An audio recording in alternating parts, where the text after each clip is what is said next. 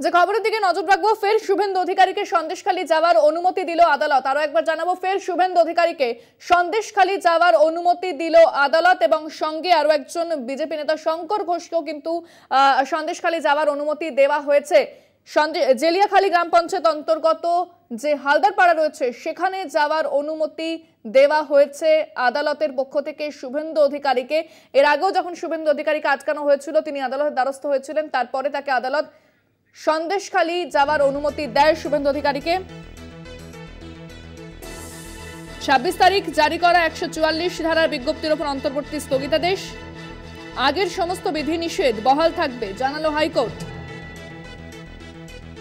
আগের মতোই পুলিশের কাছে অঙ্গীকার পত্র দিতে হবে।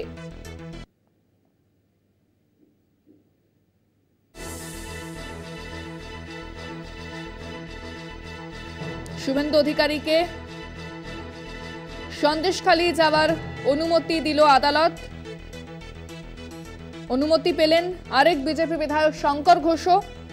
জেলিয়াখালী গ্রাম পঞ্চায়েতের অন্তর্গত হালদারপাড়ায় যাওয়ার অনুমতি দেওয়া হলো শুভেন্দু অধিকারীকে। অনুমতি দিলেন বিচারপতি কৌশিক চন্দ্র। আগামীকাল যাওয়ার অনুমতি দিল হাইকোর্ট। 144 ধারা বিজ্ঞপ্তির উপর অন্তর্বর্তী স্থগিতাদেশ, আগের সমস্ত বিধিনিষেধ বহাল থাকবে জানালো হাইকোর্ট।